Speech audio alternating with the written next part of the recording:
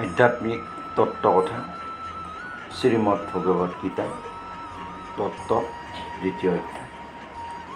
হরে কৃষ্ণ কৃষ্ণ কৃষ্ণ হরে হরে, হরে রাম রাম হরে। হে প্ৰিয় বান্ধৱসকল, ভিডিঅ'টোৰ জৰিয়তে আপোনালোকৰ আটাইৰে শ্ৰীচৰণত মই এই অভাজনে সেৱা যাচিছোঁ। ভুল ভ্ৰান্তি হ'লে অজ্ঞ বুলি মাফ কৰি দিব, যাতে পিছলৈ আগবাঢ়ি যোৱাত অনুপ্ৰেৰণা পায়। হে প্ৰিয় বান্ধৱসকল, শ্ৰীমদ্ ভাগৱত গীতাত প্ৰথম অধ্যায়ত আমি পাইছিলোঁ, কুৰুক্ষেত্ৰৰ যুদ্ধস্থলীত দুৰ্ভিক্ষৰ অনৈৰ্যৰ পিছত অৰ্জুনৰ মনলৈ আত্মীয়সকলক দেখি বিষাদৰ ছাঁ নামি আহে। লগে লগে হাতৰ পৰা গাণ্ডীৱ আৰু ধনু মাটিত সলকি পৰিল। প্ৰিয় বান্ধৱসকল, যুদ্ধক্ষেত্ৰত থকা অৰ্জুনৰ হতাশগ্ৰস্ত মন দেখি ভগৱন্ত কৃষ্ণই আত্মজ্ঞান দিবলৈ আৰম্ভ কৰিলে। আজি ভগৱন্ত শ্ৰীচৰণত সেৱাটো আগবঢ়াই আৰম্ভ কৰিছোঁ শ্ৰীমদ্ ভাগৱত গীতাৰ দ্বিতীয় অধ্যায় গীতাসাৰ। আশা কৰিছোঁ এই গীতাসাৰ তত্ত্বই আপোনালোকৰ হৃদয় চুই যাব আৰু আপোনালোকে এই গীতা তত্ত্বৰ পৰা উপকৃত হ'ব পাৰিব। জয় কৃষ্ণ। যুদ্ধৰ আৰম্ভণিতেই থকা অৰ্জুনৰ হঠাৎ পৰিৱৰ্তিত ৰূপ দেখি ভগৱন্ত কৃষ্ণই ক'লে, হে অৰ্জুন, তোমাৰ মনলৈ হঠাতে এই বিষাদবোৰ আহিল কেনেকৈ? এই সময়টো সেই মনুষ্যসকলৰ বাবে অনুকূল নহয়, যিয়ে জীৱনৰ মূল্য জানে। এইবিলাক উদাৰতাই তোমাৰ অপযোগ তথা কুখ্যাতিহে আনিব। কৃষ্ণই ক'লে, হে পৃথাপুত্ৰ অৰ্জুন, তোমাৰ দৰে প্ৰকৃত বীৰ এজনৰ ব্যক্তিত্বক শোভা নাপায়। হে শত্ৰুৰ দমন কৰোঁতা অৰ্জুন, হৃদয়ৰ এই দুৰ্বলতাবিলাক ত্যাগ কৰি যুদ্ধৰ বাবে সাজু হোৱা। অৰ্জুনে ক'লে, হে শত্ৰুনাশক, হে মধুসূদন, যুদ্ধভূমিত কি কাৰণে পূজনীয় পিতামহ ভীষ্ম তথা গুৰু দ্ৰোণাচাৰ্য বধ কৰি তাতকৈ সংসাৰত ভিক্ষা কৰি খোৱাই ভাল। যদিও তেওঁলোকৰ সাংসাৰিক আৰ্থিক লাভৰ প্ৰতি ইচ্ছুক, তথাপিও একোজন তেওঁলোক মোৰ গুৰু। হে বাসুদেৱ, আমি এইটোও নাজানো যে আমাৰ কাৰণে কোনটো শ্ৰেষ্ঠ। যুদ্ধ কৰিলেও ৰক্তপাত হ'ব, নকৰিলেও ক্ষত্ৰিয় ধৰ্ম পালন কৰা নহ'ব। ফলত ভিক্ষাৰ পাত্ৰলৈ ঘূৰি ফুৰিব লাগিব। অৰ্জুনে ক'লে, হে পাৰ্থ, এতিয়া মোৰ সন্মুখত মহা সমস্যাই থিয় দিছে। নিজৰ দুৰ্বলতাৰ বাবে নিজৰ কৰ্তব্য পাহৰি গ'ল, ধৈৰ্য শক্তিও নোহোৱা হৈ গ'ল। হে গুৰু কৃষ্ণ, মই আপোনাৰ চৰণত ধৰিছোঁ। আপোনাৰ শিষ্য মই, কৃপা কৰি মোক উপদেশ দিয়া। এনেকুৱা অৱস্থাত মোৰ কোনটো কাৰ্য শ্ৰেষ্ঠ হ'ব? মোক এনেকুৱা সাধন দেখুৱাওক যিটোৱে মোৰ শৰীৰৰ ইন্দ্ৰিয়সমূহক শুকোৱা শোকসমূহ দূৰ কৰিব পাৰে। স্বৰ্গত দেৱতাসকলৰ আধিপত্যৰ দৰে এই ধন ধ্যান সম্পন্ন গোটেই পৃথিৱীৰ ওপৰত নিষ্কণ্টক ৰাজ্য লাভ কৰিও এই শোক দূৰ কৰিব নোৱাৰে। যুদ্ধক্ষেত্ৰত অৰ্জুনৰ এই বাক্যবোৰ শুনাৰ পিছত সঞ্জয়ে ৰজা ধৃতৰাষ্ট্ৰক ক'লে, হে ৰাজন, শত্ৰুক দমন কৰোঁতা বীৰ অৰ্জুন সকলোবোৰ কথা সখা কৃষ্ণক কৈ পুনৰ হতাশ মনেৰে মৌন হৈ গ'ল। সঞ্জয়ে আকৌ ক'লে, হে ভাৰতবংশী মহাৰাজ, সৈন্যসকলৰ মাজত শোকত ম্ৰিয়মান হৈ থকা অৰ্জুনক ভগৱন্ত কৃষ্ণই হাঁহি ক'লে, হে পাৰ্থ, তুমি পাণ্ডিত্যপূৰ্ণ বচন কৈও সেই সকলৰ বাবে শোক কৰি আছা, যিটো শোক কৰাৰ যোগ্য নহয়। যি বিদ্বান লোক তেওঁ জানে শৰীৰ আৰু আত্মা কি। যিকোনো অৱস্থাতে তেওঁ শৰীৰৰ বাবে দুখ নকৰে, কাৰণ শৰীৰৰ জন্ম মৃত্যু আছেই, কিন্তু আত্মা অবিনাশী। আত্মাৰ জন্মও নাই, মৃত্যুও নাই। শৰীৰধাৰী আত্মাৰ যিমান মহত্ব, শৰীৰ সিমান মহত্বপূৰ্ণ নহয়। যিয়ে এই আধ্যাত্মিক তত্ত্বসমূহ জানে তেওঁৱে আচলতে বিদ্বান। গতিকে তাৰ বাবে শোক কৰাৰ কি অৰ্থ থাকিব পাৰে? পাঠ কৃষ্ণ ক'লে, তেওঁ স্বয়ং অৰ্জুন তথা যুদ্ধভূমিত একত্ৰিত সকলো ৰজা প্ৰজা শাশ্বত প্ৰাণী আৰু বাকী জীৱসকলক বন্ধ বা মুক্ত অৱস্থাত একমাত্ৰ ভগৱন্তহে পালন কৰি আছে।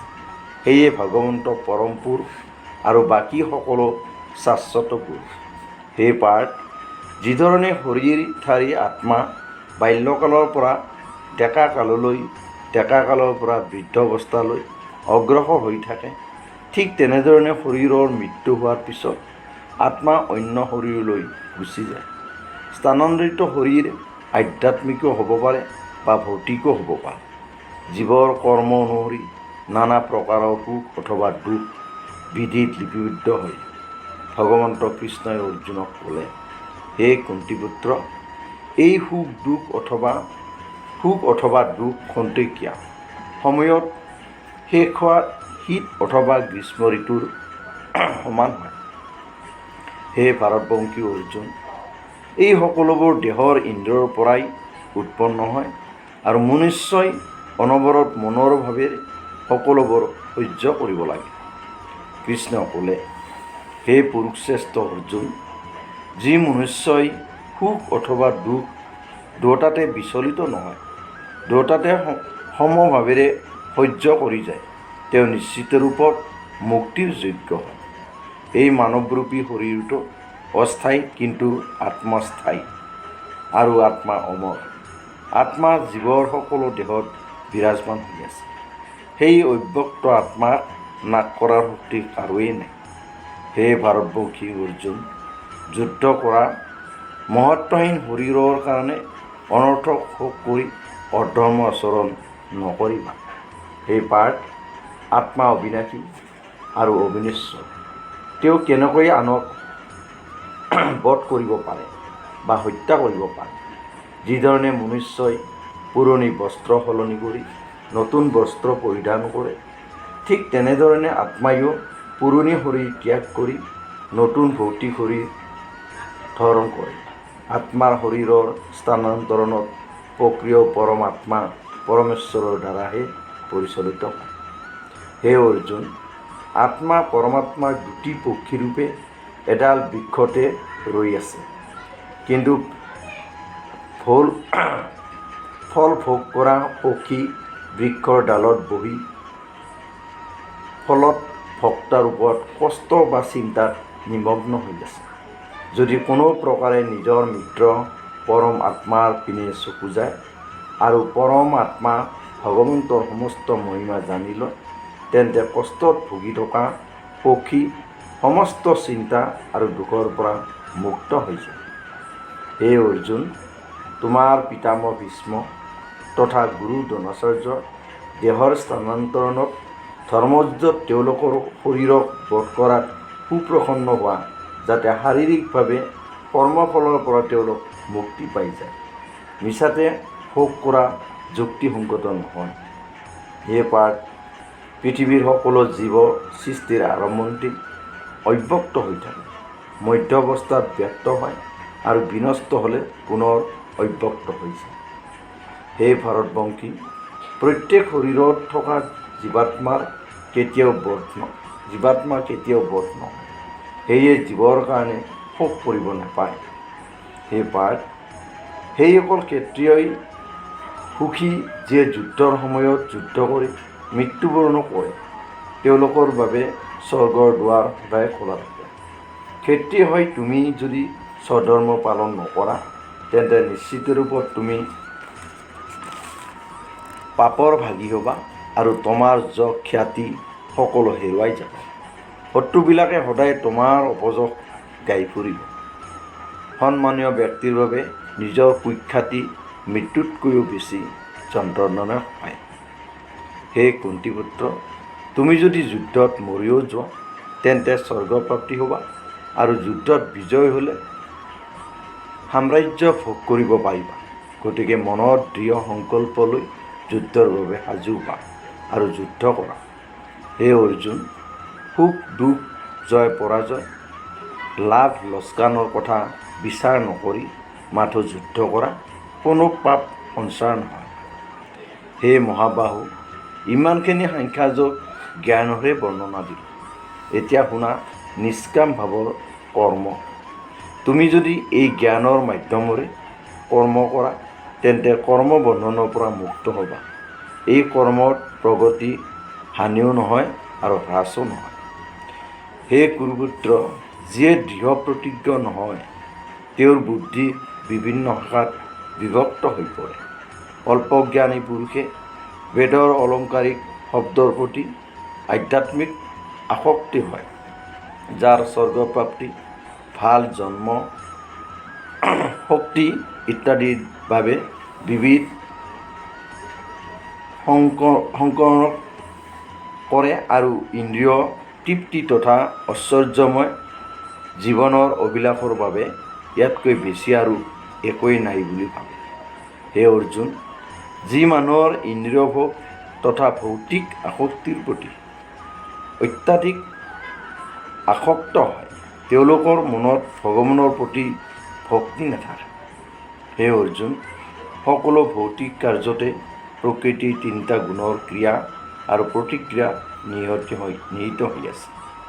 তুমি এই তিনিটা গুণৰ ওপৰত উঠা আৰু সকলো চিন্তাৰ পৰা মুক্ত হৈ আত্মপৰায়ণ হোৱা।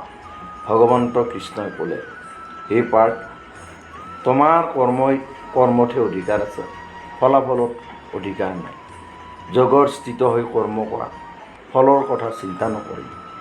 অকৰ্মী হৈ পাপ আচৰণ নকৰিবা, কল্যাণৰ অৰ্থে যুদ্ধ কৰা। কৃষ্ণই ক'লে, হে ধনঞ্জয়, ভক্তিৰ দ্বাৰা সমস্ত গঢ়িত কৰ্মৰ পৰা দূৰতে থাকা আৰু সেই ভাৱেৰে ভগৱন্তৰ চৰণ গ্ৰহণ কৰা। যি ব্যক্তিয়ে নিজৰ সকাম কৰ্ম ফল ভুগিব খোজে তেওঁৱেই কৃপণ, তেওঁ পিছৰ কথা চিন্তা নকৰে। ভক্তিবান মানুহে এই জীৱনত ভাল বেয়া কৰ্মৰ পৰা মুক্ত হ'ব পাৰে।